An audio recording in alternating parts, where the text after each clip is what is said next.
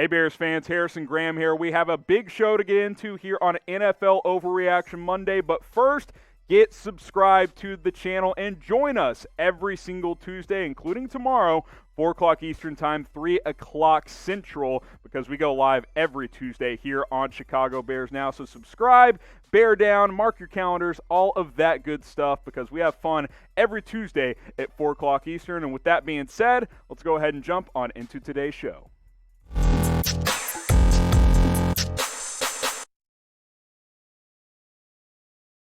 Got some rumors to get into here on Overreaction Monday, and yes, this one continues to gain some steam. Will the Bears, or should the Bears, re-sign Mitchell Trubisky? I'm going to give this one 2 smoking J's. I am going to increase it from 1 to 2. People are officially talking at this point in time. This one from Bears Wire did a whole write-up on this one. And look, I'm the first to admit, Trubisky has reignited the Bears offense and in a lot of ways has saved this season and given Chicago at least a chance to make a push for the playoffs. Very much still alive. We'll take a look at the playoff picture here in a few minutes.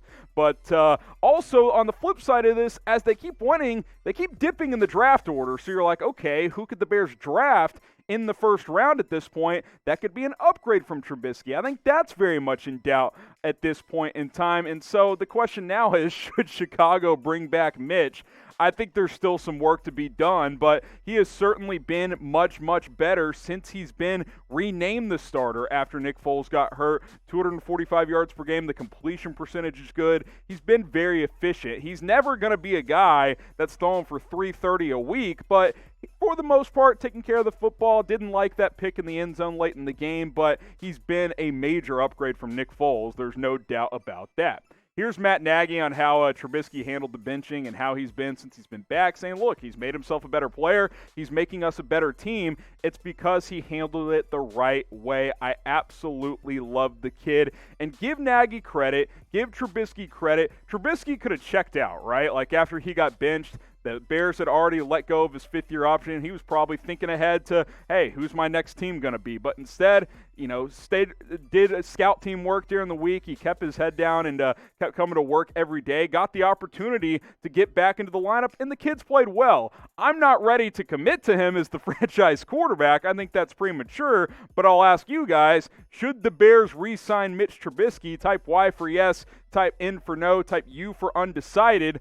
I'm still in the no undecided category, but I would say I'm more in the undecided category at this point. I'm definitely not at yes yet. Like, I need to see more. I'm not going to overreact to 3 or 4 games of good football from Mitch Trubisky. There's 2+ years of mostly underperforming quarterback play from him, so that's a lot to sit on. But let me know what you guys think. Y for yes, N for no, or U for undecided. Obviously, these are the 4 games he's played in since he's been back in the starting lineup. Put up some volume stats against the Packers, but actually did not play that well in that game. But these past 3 games, he has been good. The Lions game had played well, but did have that critical strip sack late, which cost the Bears the game in a lot of ways. The Texans played really well, one of the best games of his career, in my opinion. And then against Minnesota on Sunday, really good football once again.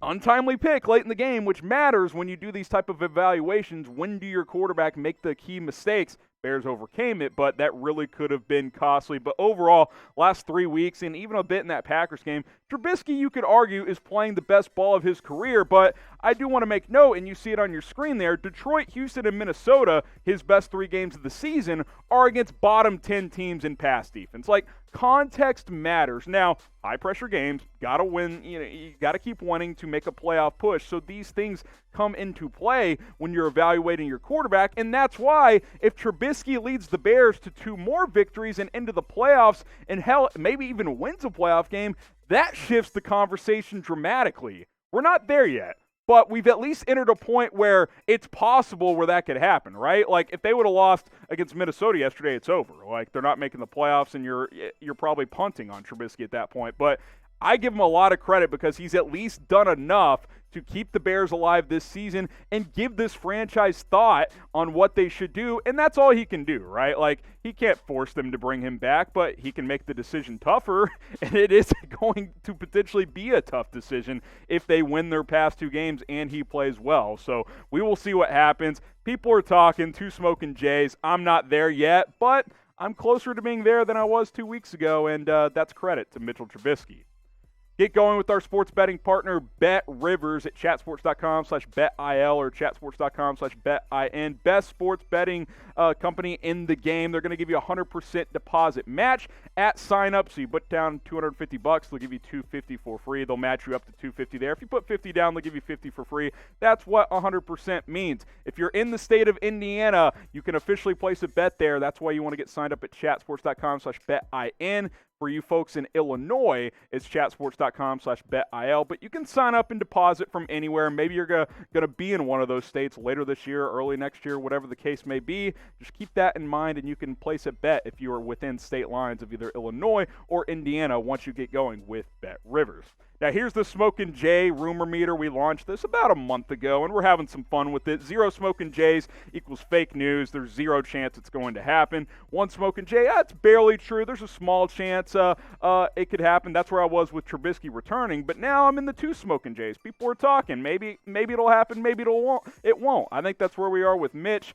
3 Smokin' Jays, 70-75% chance, pretty likely, but certainly not a guarantee. And then 4 Smokin' Jays equals pair down because it's happening or it's already happened. So keep that in mind when we go through our rumors here and I gauge where we're at with the Smokin' Jays here. Bears making the playoffs, same as before. 2 Smokin' Jays. People are talking. It's 50-ish 50 at this point. I think their technical odds are like 38%. The updated metric numbers from the nerds, over at ESPN who calculate all this stuff. I think that it's like 37-38% right now after that win over Minnesota, but that's closer to 2 Smokin' Jays, and people are talking because they're playing good football right now. You've won 2 straight games. The offense is woken up. The defense could play a little bit better after that game against Minnesota and Detroit, certainly, but overall made the stops when they had to. It may come down to Week 17 against Green Bay, which might be a nightmare for you Bears fans, but we will have to wait and see. Certainly don't want to overlook Jacksonville. We just saw the Jets win a game. Anything can happen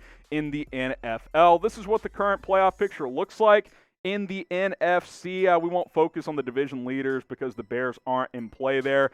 The Rams and Bucks, they can't catch the Rams because of the head-to-head. The Bucks almost lost to the Falcons on Sunday. Had that happen, things would be getting very, very interesting. But with them winning, it's pretty unlikely that they lose out and the Bears win out because the Bucks have Atlanta in Week 17 and Carolina in Week 16. The Cardinals are the team. That's the team you're looking at. They won a tight game against Philadelphia this week, but they have 2 tough games remaining. We'll look at those in a second, but it's down to 2 in the NFC. Now, again, technically the Rams and the Bucks have not clinched, but all hell would have to break loose for those 2 teams not to make it. So who gets the number 7 seed in the NFC? Type ARI for Arizona, type CHI for Chicago. It's going to come down to one of these 2. Let me know what you guys think in the comments section.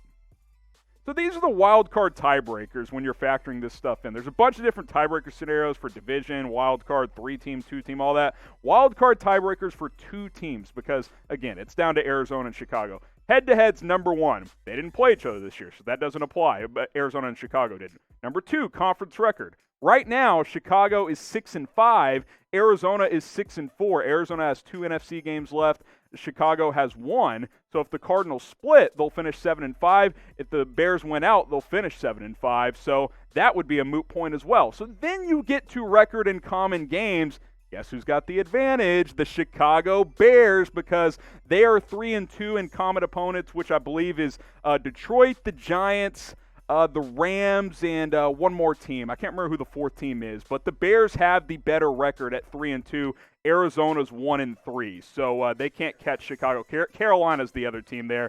Key win the Bears got over them, and Arizona lost to Carolina, so that's factored in as well. So it won't matter for strength of victory and strength of schedule because it'll come down to that number 3 tiebreaker, and the Bears have it. So it's as simple as this. Bears win out. Cardinals split their final 2 games. Bears are in the playoffs. That's how it works. So you look at the remaining schedules for these teams. At Jacksonville this week, look, weirder things have happened, but you win that game, and then you take your shot against Green Bay, who, by the way, can clinch the number 1 seed in Week 16 if they beat Tennessee. So I know it's hard, but cheer for Green Bay in Week 16. Might be resting their starters in Week 17, which would be advantage Bears. And then the Cardinals' remaining schedule. San Fran at home this week. probably going to win that game, but at the Rams in Week 17, the Rams are bipolar. Sometimes they look like the best team in the NFL. Sometimes they lose to the Jets. So who knows what's going to happen there. I think it all comes down to Week 17 because I think both teams will win in Week 16. And then who knows? Once you get to the final week of the season, pressure rises certainly for both these teams. Maybe the Bears just might sneak in. Now, it's going to be tough, especially against the Packers, because we know how that goes over the past decade plus. Will the Bears beat the Packers in Week 17? Type 1 for yes, type 2 for no. Hopefully Aaron Rodgers isn't playing because they've clinched the number 1 seed. But let me know what you guys think. 1 for yes or 2 for no. One more here, then we'll sign off for the day. Bears free David Montgomery. Hell yes, it finally happened. 4 Smokin' Jays bear down because we witnessed it in Week 15. He was finally freed. Shout out to Matt Nagy and Bill Lazor for watching my show last week. Mostly shout out me because I'm the one who put this into motion. And then he has career highs in carries and yards. Look, I'm just here to help. That's all I'm trying to do. They finally freed him. They fed him for 4 quarters for a career high in touches and yards. Like I said, it was a very impressive performance from Montgomery. I thought Bill Lazor called an excellent game. And he's improved every week as the play caller, so he deserves credit as well. 32 carries, almost $150, 2 touchdowns. He was just bouncing off tacklers. The Bears seem to have figured this out, at least for the most part, on their offensive line. So, hey, they're running the football, and David Montgomery is playing at a high level. Keep it trending. I started it. Free Monty. Continue to free him. Follow me on Twitter. Tweet about it. Do whatever you want to do. Hashtag Free Monty in the comments and on Twitter as well. Let's get it trending on social media because, hey, David Montgomery is playing as good as any running back in the NFL. Don't believe me? First Bears running back with 5 touchdowns in the month of December since 1951. And he still has a game to go next week. He's playing at a very, very high level. All of a sudden, you look at his season, he might have 1,500 all-purpose yards. He's at 1,255 right now. He's certainly going to get 1,000 rushing. He'll probably hit 4, maybe 450 receiving as well with 2 games remaining. Double-digit touchdowns in play also. Midway through the year, we're like, God, this is going to be like a less-than-expected season for David Montgomery. All of a sudden, he's looking like a high-level Pro Bowl running back right now with what he's been able to do the past month or so. It's been a fantastic resurgence for him, and really, a lot of it is the improved play calling and the offensive line playing much, much better. 245 yards away. Can he hit 1,500 all-purpose? Type O for over, type U for under. I think he's going to get there, especially playing the Jags this week. He may go 245 this week. Who the hell knows? Type O for over, type U for under. Join our live show on Tuesday. We'll see you then.